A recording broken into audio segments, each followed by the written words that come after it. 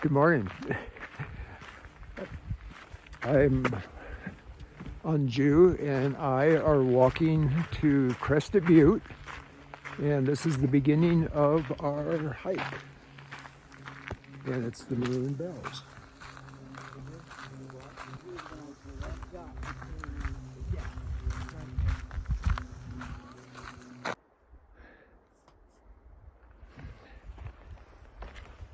Okay, we're above Crater Lake now, heading to West Maroon Pass.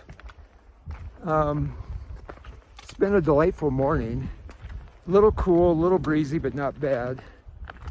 And today is September 10th, and I am surprised at how green it still is, and flowers are out. There's a little bit, you can see some of the aspens are starting to turn. We're just below a feature on the Maroon Bells called the Garbage Chute, and the Garbage Chute is right up there. And we're just starting to see, I'm going to stop this and turn it back on just a second. And you can see the Belcord Couloir, which is between North and South Maroon or Maroon Peak. And the Garbage Chute is right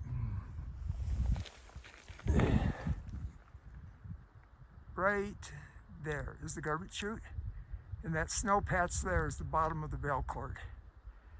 And we're headed up that way towards West Maroon Pass.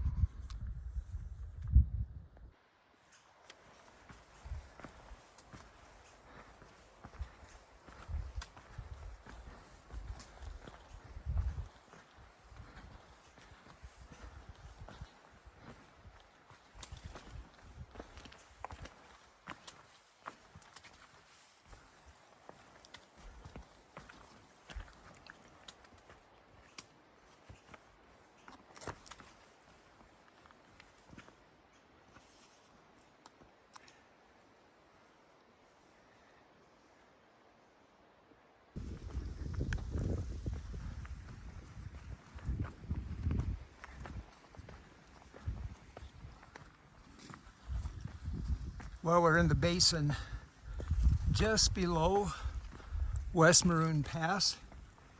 And I said earlier, I'll say it again, I'm quite surprised how green it still is for September 10th. And now looking back towards Thunder Pyramid, looking towards Shoemaker Peak, and I'm looking at dark clouds.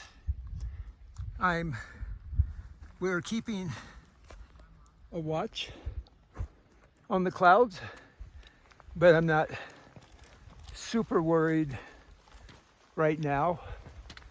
But lightning, thunderstorms are always a concern, and I'd sure like to be up and over that pass by noon.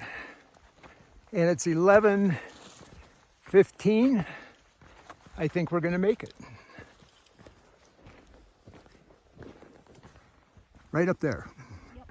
It probably took several years off my life. John. Well, we are on top of West Maroon. And the weather surrounding us looks threatening. And we're only going to be up here 5 minutes at the most. And then we are going to take off down there, and this is about our only selfie that we're going to do on top, because we need to get out of here. The highest point. Well, we're walking through the fields here at getting probably about a mile and a half from the trailhead at this part of Schofield Pass. I guess this would be the west side of Schofield Pass. And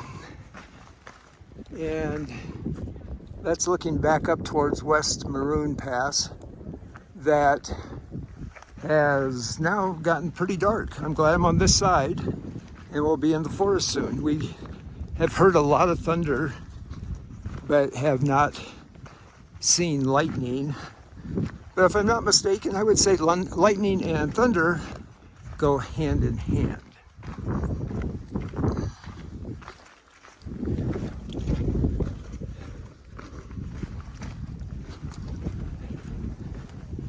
Again, if I'm not mistaken, I think we're looking over towards this side of Treasure Mountain, and heading, if we went towards that peak there, that peak, we'd be heading towards Washburn Gulch. And it's kind of a back way of going into Crested Butte. The way we will drive will be going past Gothic and coming in at the top of the ski area.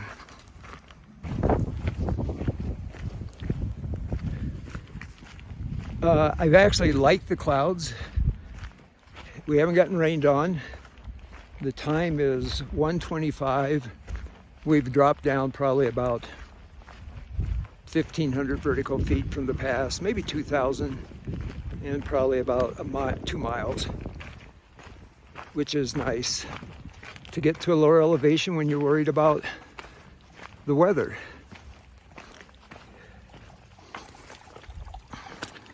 A friend from Knowles has picked us up.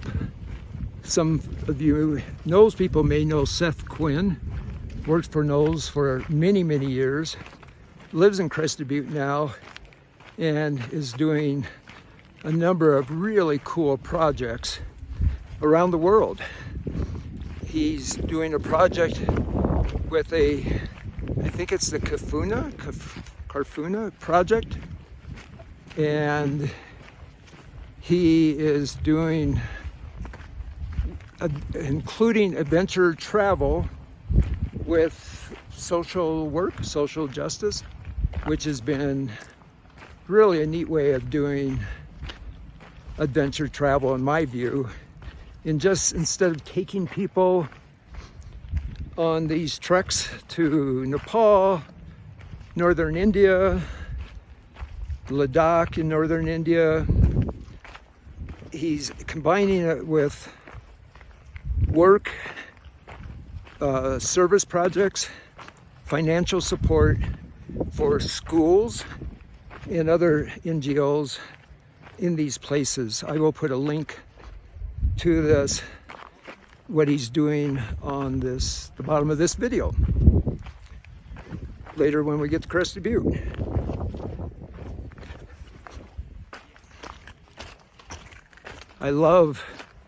I'm headed back into some willows and birch, and it's much higher than my head, which is kind of cool.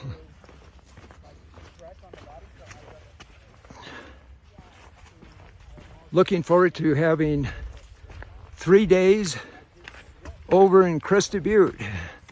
I haven't been over here for 4 or 5 years.